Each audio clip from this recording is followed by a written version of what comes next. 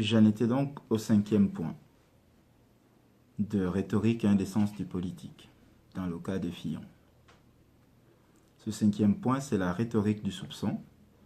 Dans le premier, celui qui concerne la défiance de la justice, j'ai montré comment est-ce que le candidat Fillon, dans sa rhétorique, opposait la procédure judiciaire au suffrage universel. L'idée, selon mon interprétation, est de faire passer la justice pour illégitime dans la mesure où elle serait soupçonnée d'être aux ordres de l'Élysée. Voilà. Et c'est le même procédé qu'il étend dans la critique des médias. C'est donc mon second point, la critique des médias. Voilà ce que dit le candidat. La presse doit relater les événements. La justice doit faire une enquête quand c'est nécessaire. Mais plus loin, il ajoutera, mais lyncher, assassiner politiquement, comme vous l'avez fait pendant 10 jours un candidat à la présidentielle, je pense que cela pose un problème démocratique.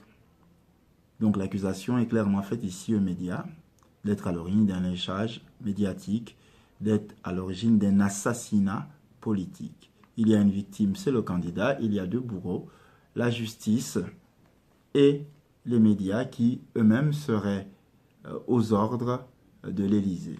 Voilà, la main invisible de l'Élysée serait celle qui commanderait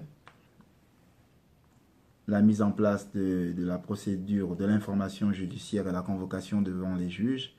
Ce serait cette même main qui piloterait les unes des différents journaux qui traitent de l'affaire Fillon.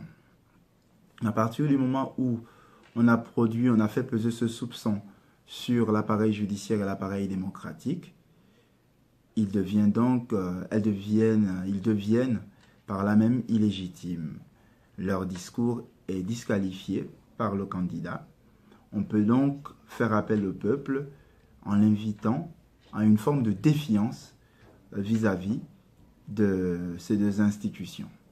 C'est déjà le procédé qu'utilise Marine Le Pen dans son discours après sa mise en accusation, sa convocation aussi devant les juges, à laquelle elle a affirmé qu'elle ne se rendrait pas. Le discours qui a suivi a consisté à montrer combien les médias et combien le système judiciaire était disqualifié ou n'était plus qualifié pour pouvoir instruire les procédures qui sont les leurs. Donc la rhétorique du soupçon n'a qu'un seul but, c'est provoquer la défiance du peuple sur ces institutions. Ça nous amène donc au dernier point. Le dernier point, je l'ai appelé, c'est le 6e, donc je l'ai appelé au nom du peuple ou l'indécence politique. Pour moi, ce dernier point, il est assez capital parce que c'est celui qui permet de rendre compte en fait de la finalité de l'entreprise. Quel est le but donc de cette rhétorique mise en place en 5 points? C'est de permettre simplement au candidat Fillon de se présenter au bout du compte comme celui qui porterait les intérêts du peuple là où les institutions ne sont pas capables. Donc quand j'entends les institutions, c'est l'État en première partie, ce sont les médias, c'est le système judiciaire. On peut l'entendre à travers 3 citations que j'ai choisies. La première, ce n'est pas de moi qu'il s'agit, de mes droits ou de la présomption d'innocence, c'est de vous dont la volonté souveraine ne peut être annulée, annihilée, détruite. C'est de vous, pas de moi. Donc cette procédure judiciaire, en réalité, elle n'est pas instruite à l'endroit de François Fillon qui aurait employé sa femme ou qui aurait offert à sa femme un emploi fictif. C'est plutôt à l'endroit du peuple, du citoyen que nous sommes, que cette procédure est instruite. Donc en poursuivant François Fillon, ce n'est pas juste lui, c'est la volonté souveraine du peuple. Deuxième citation. Parce que votre voix seule doit décider de notre avenir commun. Et parce que ma volonté de servir est plus grande que les accusations qui sont portées contre moi, je vous demande de résister. Dans la rhétorique du soupçon, c'est cela que je venais de montrer. À partir du moment où le soupçon est jeté sur les institutions, il va de soi qu'il revient au peuple de résister. On est presque dans une forme de révolution culturelle maoïste. Oui, je l'entends, je peux comprendre qu'on s'en étonne derrière, mais c'est effectivement de cela dont il est question, puisqu'on nous dit que les institutions ne sont plus légitimes et que donc le peuple peut venir marcher au Trocadéro pour pouvoir dénoncer cela. Voilà. Troisième citation. J'ai été choisi par des millions de Français.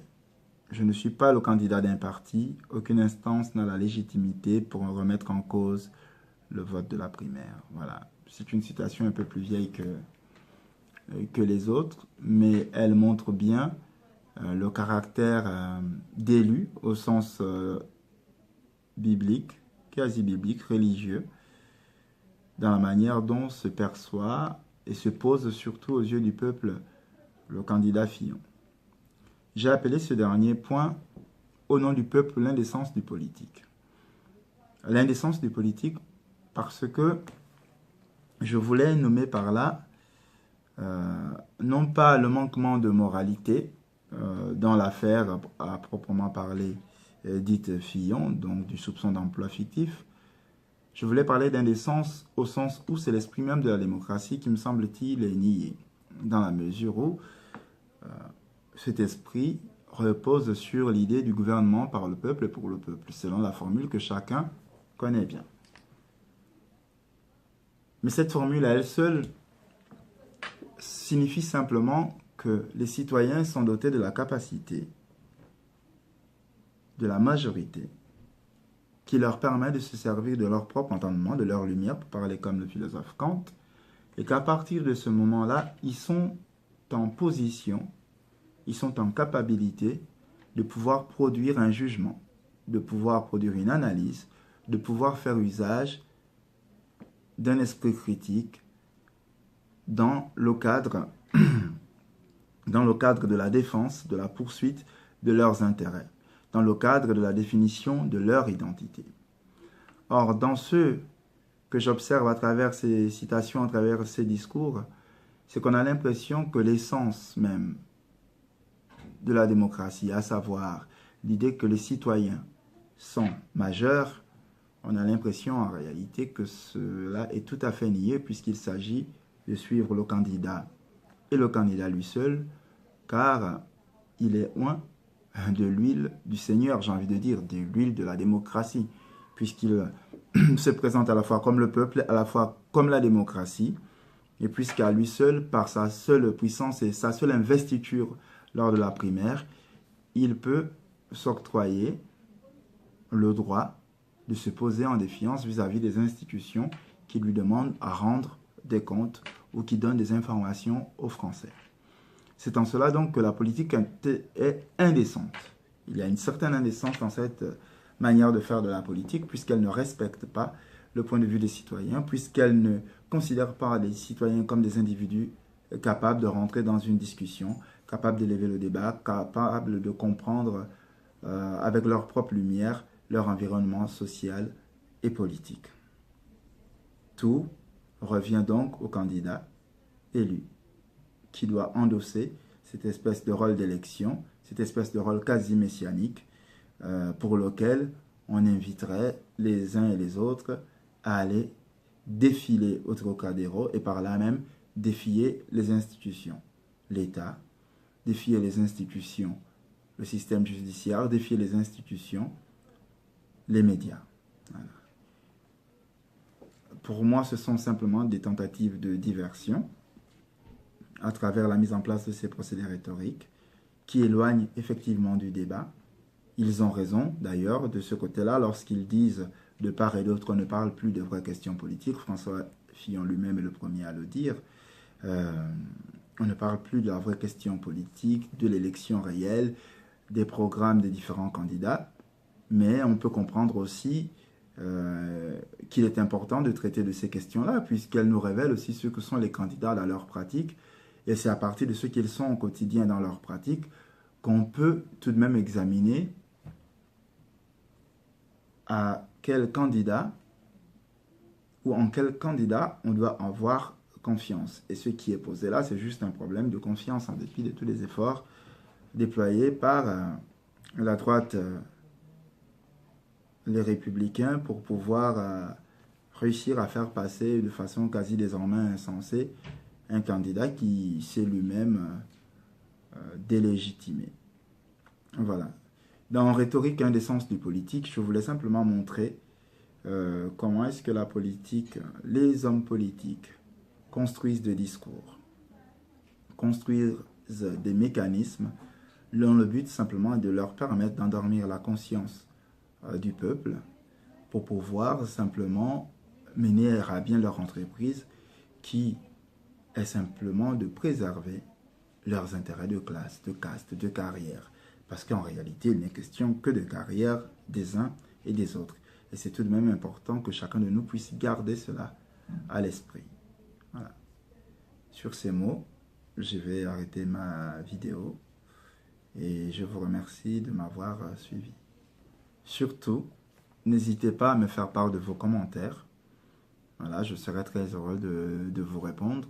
Il est important que nous puissions tous participer à ce débat démocratique, et ces espaces qui nous sont offerts tels que YouTube, Facebook et les autres doivent aussi être des lieux où nous pouvons continuer la conversation sur l'avenir politique du pays dans lequel nous vivons tous ensemble. Voilà, encore merci et je vous espère nombreux. À bientôt.